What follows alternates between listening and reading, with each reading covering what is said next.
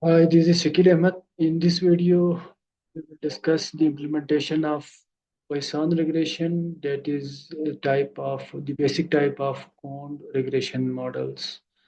The cone regression models are used when we are assessing the association between different uh, categorical or continuous variable with cone responses. Or the main variable is uh, a cone variable, like number of disease or number of different conditions or number of disabled babies in a locality.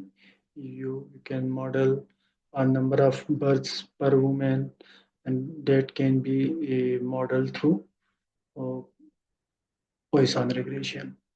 So in this video we will discuss we will limit our discussion to the implementation of Poisson regression in R.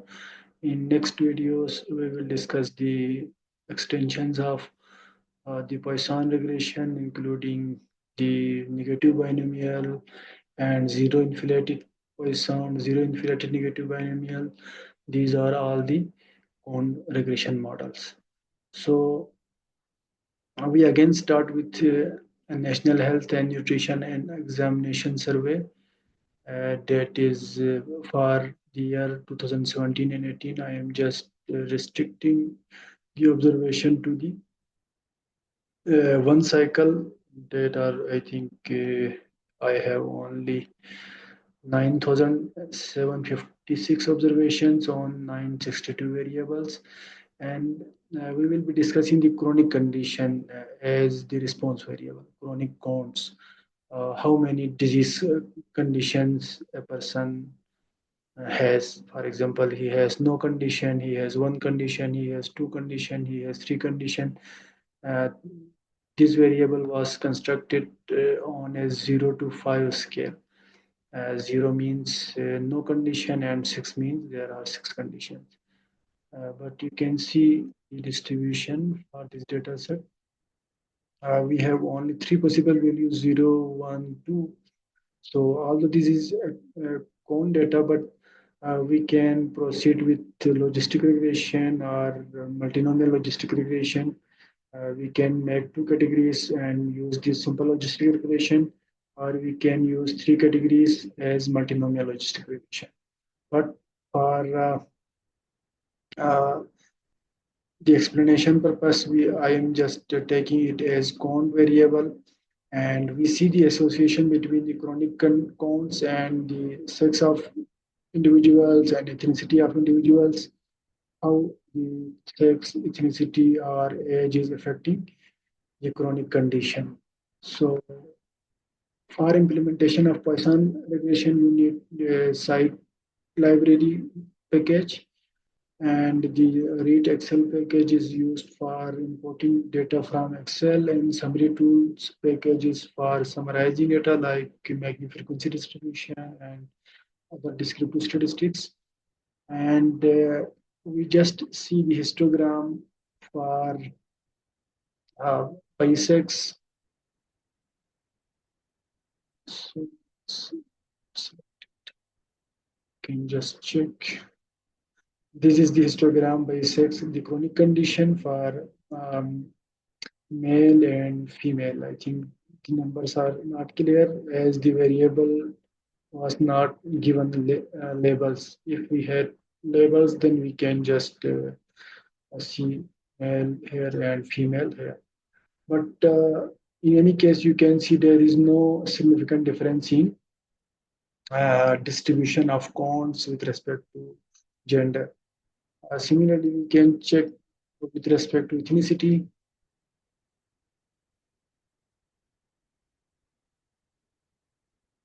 So we again see there is no association, no difference in distribution for different ethnic groups. There are three ethnic groups. So again, this variable was not labeled, so the labels are not shown. But you can make the same plot using ggplot package as well. And then you can include all the options giving titles and giving axis numbers and other things. And now we will just implement the Poisson regression using GLM. And the GLM was we had already used for logistic regression, where the family was chosen as binomial and link was logistic. Now we are just setting family as Poisson. It means we are assuming that the response variable follows a Poisson distribution with certain rate parameter that is new, and the rate parameter depends on alpha, beta, and these predictors x, sex, ethnicity, and age.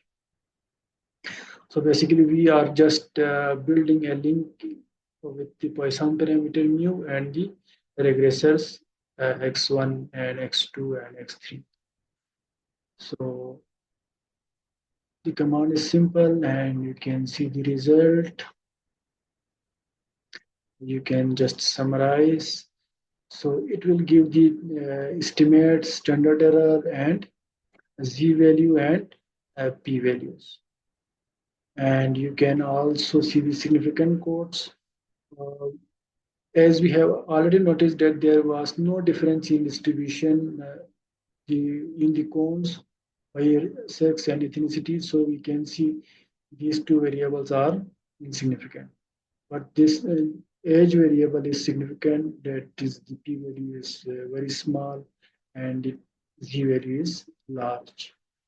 So in this way we can say that uh, 1 unit increase in age will cause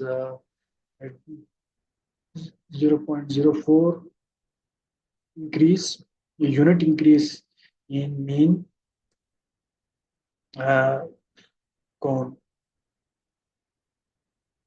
or we can say number of mean number of in the rate of the occurrence of event, that is the chronic condition that will increase with increase in uh, age in years, in 1 year age, and this much 0.04 uh, time will increase in the rate parameter of the number of chronic condition, average number of chronic condition.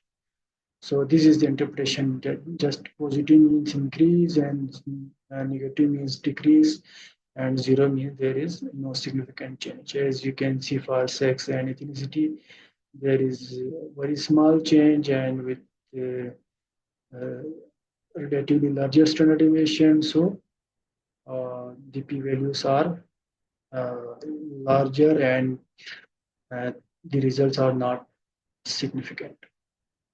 And you can see the null deviance is 80, this much, and the residual deviance is smaller, and we can check using likelihood ratio test whether there is overall significant difference in the in model or not. So for that we need to call the library car, and we can just apply the likelihood ratio, and we will check using chi-square test. And again, we can see that this including sex, the model is not improved, and when we include age, the model is uh, significantly improved with chi-square value, very large value of chi-square. But for sex and ethnicity, the model is uh, same as the null deviance when we have not include any predictor. Basically, this test is just comparing the uh, deviance with including these variables with the null deviance, and applying a likelihood ratio test. So we will just obtain a significant value for age. So age is an important variable. Including age will cause improvement in model. And now we can see the influence of different observations on the model, which observation is causing uh, influence on your model. So for that, you need to run the influence plot. You can see the influence plot, and these are three values: the student residual, student ice residual, and the head value, and Cook's D. So their interpretation, you can see I have just listed here.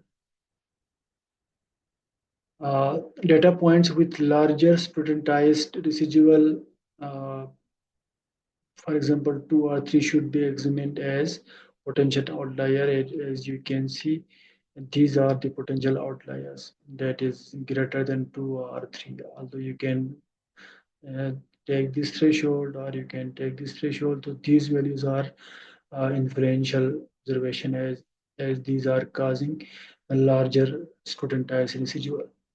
And similarly, data points with high head value have a strong influence on the model. If we exclude those variables, the model will be highly influenced. So the head value, again, we need to check for the head value.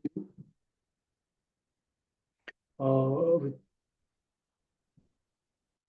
smaller head value, these values are less influential, and these values are uh, more full influential. And the Cook's D value, that is in range of 0 to 0.00358. So that is also uh, small. If this value is large, then we can say that there is influence of those observation. So you need to just check how the inclusion exclusion of the variable, the observations, different data points will cause will influence the affect the relationship between predictors and the response in your model. And the last thing, we need to check the equality of mean and variance. Basically, in Poisson regression, we usually assume that the mean and variance are equal, and this is the basic assumption of Poisson regression. So we need to check for over dispersion, whether there is any over dispersion or not. If there is over dispersion, then we can't proceed with a simple Poisson model, and then we need to go for a negative binomial model. So we just check for this. We need to install the library ER, and then check the. We just divide the deviance of Poisson with Poisson residual, degree of freedom, and then we apply a dispersion test on the model. That is the this is the model Poisson one as the model name. So you can see the over dispersion value is 0.91, and the p value is equal to 1. It means it is not significant. So the alternative hypothesis, that true dispersion is greater than 1. If this hypothesis is rejected, for example, p-value is very small, then we need to go for negative binomial distribution. So in this case, we don't need to go for negative binomial distribution. And your dispersion test is not rejected. It means there is no over dispersion. So these are all about the simple Poisson regression, and in next video we will discuss how we apply the negative binomial distribution. Thank you.